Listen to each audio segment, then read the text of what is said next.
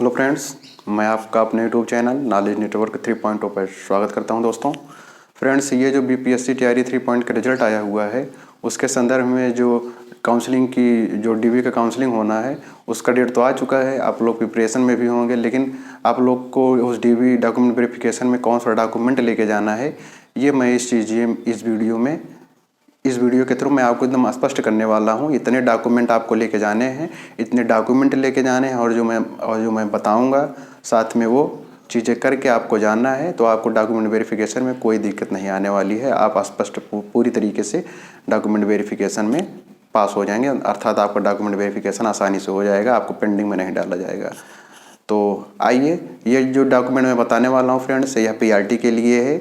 तो पीआरटी वाले एकदम निश्चिंत होकर स्पष्ट तरीके से देख सकते हैं उन्हें क्या डॉक्यूमेंट लेके जाना है और कौन कौन सा लेके जाना है, ओरिजिनल लेके जाना है, डुप्लीकेट लेके जाना है। ये मैं सारी तरीके पूरा A to Z बताने वाला हूँ, तो आपको चीज़ें स्पष्ट हो जाएंगे। तो फ्रेंड्स, मैंने इस व्हाइट बोर्ड में पहले से ही चीज़ों का स्पष्ट लिख रखा है फ्रेंड्स। अगर चूँकि आपके सामने लिखता तो कोई ऐसा मतलब कंठस्थ करने वाली जानकारी है नहीं कि क्लास करा रहा हूँ तो आप साथ में पढ़ते जाएं, तो इसको बस आपको समझाना था, इसलिए मैंने व्हाइट बोर्ड पर अच्छे से लिख रखा है। हमको यही आपको समझा देना है। तो फ्रेंड्स आइए, हम लोग छोटा सा वीडियो वहाँ होने वाला है, बट इंपॉर्टेंट टॉपिक है, इंपॉर्टेंट इन्फॉर्मेशन है। जिनको पीआरटी का डॉक्यूमेंट वेरिफिकेशन कराना है वो लोग इस वीडियो को देख सकते हैं, और जानकारी पसंद आए तो आप लोग लाइक सब्सक्राइब शेयर कमेंट जरूर करें। फ्रेंड्स आइए, तो ये बीपीएससी तैयारी 3.0 का जो डीबी में लगने वाले दस्तावेजों की सूची है, क्या क्या लेके जाना है, सिर्फ पीआरटी के लिए हमने स्पेशली देख रखा है। आपको 10वीं का अंक पत्र ले जाना है, मार्कशीट ले जाना है और 10वीं का मूल प्रमाण पत्र सर्टिफिकेट भी ले जाना है, ठीक है। और 12वीं का मार्कशीट अंक पत्र ले जाना है और 12वीं का भी सर्टिफिकेट मूल पत्र प्रमाण ले जाना है। किसी किसी के मार्कशीट में हो सकता है कि ये 10वीं का अंक पत्र और मूल प्रमाण पत्र दोनों एक में ही हो, तो वो आपको कन्फ्यूज नहीं होना है। अगर दोनों एक में ही है तो एक ही दस्तावेज लेके जाना है। अगर जिनका दोनों अलग अलग है, अंक पत्र अलग है, सर्टिफिकेट अलग है, तो दोनों अलग लेके जाना है। ग्रेजुएशन का अंक पत्र लेके जाना है और ग्रेजुएशन का मूल प्रमाण पत्र लेके जाना है। इसे सर्टिफिकेट कह लीजिए, या आप जो ग्रेजुएशन की डिग्री भी बोलते हैं इसे, तो वो जो डिग्री है वह प्रमाण पत्र ही है। तो अंक पत्र और डिग्री दोनों लेके जानी है। बीएड या डीएलएड जो किए हों आप, चूँकि प्राइमरी का ही पोर्शन आ जाता है 6 to 8, तो उसमें बीएड और डीएलएड दोनों वाले एलिजिबल हो जाते हैं। तो इसलिए मैंने यहाँ पे बीएड को यहाँ पे डिनोट कर रखा है, नहीं तो मैं सिर्फ डीएड पर लिखा था। उसका भी आपको अंक प्रमाण पत्र ले जाना है और उसका मूल प्रमाण पत्र ले जाना है, ठीक है। और यह जाति प्रमाण पत्र, अदर स्टेट के अगर आप मेल हैं फीमेल हैं तो आपको इस जाति प्रमाण पत्र से कोई, यह जाति प्रमाण पत्र और यह इसे आवासीय प्रमाण पत्र को, जाति प्रमाण पत्र को कास्ट सर्टिफिकेट और आवासीय प्रमाण पत्र को निवास सर्टिफिकेट, या इसे आवासीय को निवास प्रमाण पत्र भी बोलते हैं। अगर आप अदर स्टेट के मेल या फीमेल हैं तो आप अनारक्षित वर्ग में आएंगे, तो ये दोनों आपको नहीं ले जाना है। अगर आप वहाँ बिहार के लोकल हैं या मेल हैं या फीमेल हैं तो आपको जाति प्रमाण पत्र भी लगाना है, किस जाति के आते हैं और आपका निवास कहाँ का है, आवासीय प्रमाण पत्र, ठीक है। अगर आप पीएच अभ्यर्थी हैं तो जिस चीज़ में आपने मतलब जिस चीज़ में फिजिकली हैंडीकैप हैं उस चीज़ का सर्टिफिकेट आपके पास होना चाहिए डॉक्यूमेंट वेरिफिकेशन कराते टाइम, नहीं तो वहाँ पे आपको प्रॉब्लम आ सकती है। तो दिव्यांगता प्रमाण पत्र ले जाना है उस चीज़ का जिस चीज़ में आप प्रत्यक्ष रूप से दिखा सकें। अगर अदृश्य है तो आप बता सकें, जैसे गूंगा बहरा या फिर कहीं भी शरीर में किसी भी प्रकार की कोई विकृति है तो उस विकृति का अब सर्टिफिकेट होना चाहिए।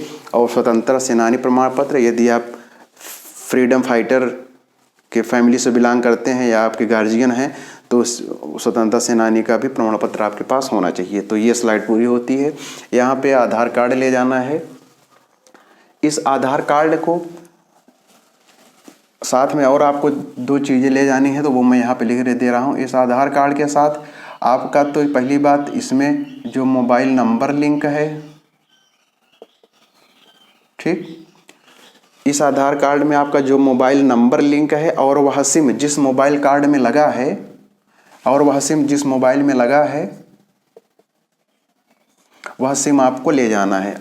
ये जितना डॉक्यूमेंट हमने लिख रखा है सभी डॉक्यूमेंट आपके पास होंगे, लेकिन अगर आप इसमें त्रुटि कर देंगे, आपके पास मोबाइल लिंक मतलब यह जो आधार कार्ड जो मोबाइल नंबर है जिस मोबाइल में यह आधार कार्ड लिंक हुआ है और जो सिम जिस मोबाइल में लगा हुआ है वह मोबाइल आपको ले जाना है और उस मोबाइल में कौन सा सिम लगा होना चाहिए जो आधार कार्ड में लिंक हुआ है। क्योंकि वेरिफिकेशन के टाइम पे उस मोबाइल पे आपके 4 अंक का OTP आएगा।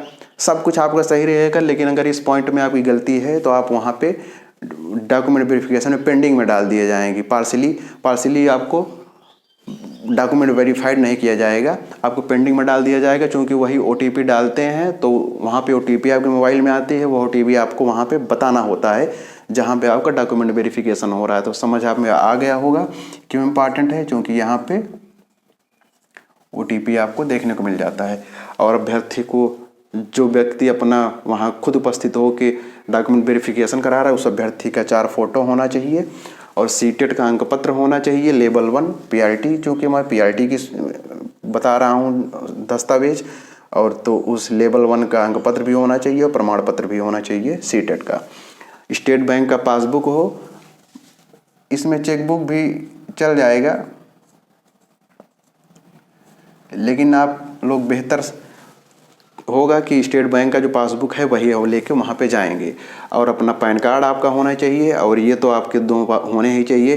जो BPSC TRE 3.0 का एडमिट कार्ड, जिस एडमिट कार्ड को लेके उपस्थित हुए थे आप परीक्षा सेंटर में, परीक्षा दिए थे परीक्षा हाल में, वह एडमिट कार्ड भी आपका होना चाहिए और उसमें जो मोहर लगी थी वो भी आपके पास होनी चाहिए, वही एडमिट कार्ड होना चाहिए, ठीक है।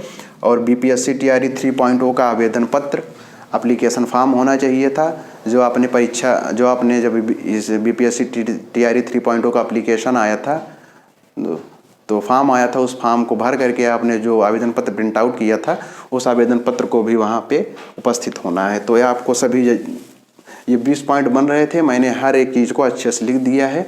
यह आपको वीडियो देख लेंगे तो आपको जो डॉक्यूमेंट वेरिफिकेशन में जो DB का दस्तावेज है कौन कौन से लेके जाएँ, तो आपको पूरी तरीके से स्पष्ट हो जाएगा। और मैं नोट डाल के यहाँ पे लिख दे रहा हूँ।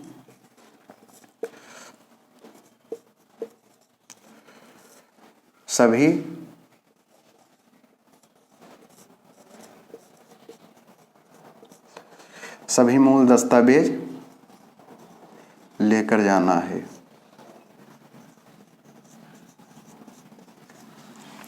या आप ओरिजिनल लेके जाएंगे, फ़ोटो कापी तो आपके पास होनी चाहिए, वहाँ पे जमा कराएंगे। लेकिन ये जितने मैंने लिखे हैं यह सब आपके ओरिजिनल फॉर्म में होने चाहिए, मतलब सभी मूल रूप में होने चाहिए। और साथ में और आप देखते हैं तो BPSC आयोग है, बिहार पब्लिक सर्विस कमीशन, उसकी तरफ से जो आपका लॉगिन ID और पासवर्ड होता है, उसके थ्रू जब आप BPSC पर लॉगिन करेंगे तो वाटरमार्क डॉक्यूमेंट अपलोड किए जाते हैं BPSC की तरफ से। अभी अपलोड नहीं हुआ है, जब आपका अपलोड होगा तो आपको जानकारी हो जाएगी। अगर नहीं जानकारी आपको चल पाएगी तो आप हमारे YouTube चैनल से जुड़े रहिएगा, सब्सक्राइब कर लीजिए, मैं आपको इसी प्लेटफॉर्म पर आपको जानकारी दे दूँगा। तो वह जो BPSC TRE 3.0 की तरफ से जो वह वाटरमार्क दस्तावेज जारी किए जाएंगे, उस वाटरमार्क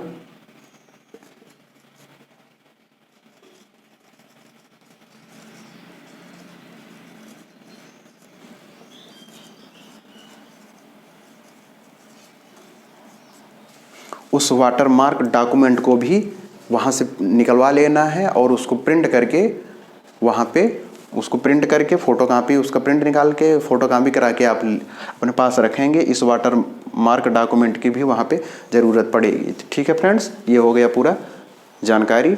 और इसमें आपको मोबाइल नंबर ले जाना, मोबाइल ले जाना है जिसमें वह मोबाइल नंबर लगा हो, जिसमें जो मोबाइल नंबर आपके आधार कार्ड में लगा है, क्योंकि वेरिफिकेशन के टाइम उस पर OTP आएगा, वो OTP आपको बताना रहेगा। और सभी आपको ओरिजिनल ले जाने हैं, ये वाटरमार्क डॉक्यूमेंट भी ले जाना है जो BPSC की तरफ से अपलोड किया जाता है। तो फ्रेंड्स यही रही PRT की तरफ से, PRT में जो डॉक्यूमेंट लगने वाले हैं वेरिफिकेशन में। तो फ्रेंड्स कैसी लगी जानकारी आप कमेंट के थ्रू हमें ज़रूर बताएंगे, और वीडियो को लाइक सब्सक्राइब शेयर फ्रेंड्स ज़रूर करेंगे ऐसी किसी महत्वपूर्ण जानकारी के साथ, जो कि आपके लिए जानकारी वर्धक होगी, आपके लिए सही होगा। वह जानकारी मैं लेके आपके सामने पुनः उपस्थित होऊंगा फ्रेंड्स। तब तक के लिए नमस्ते।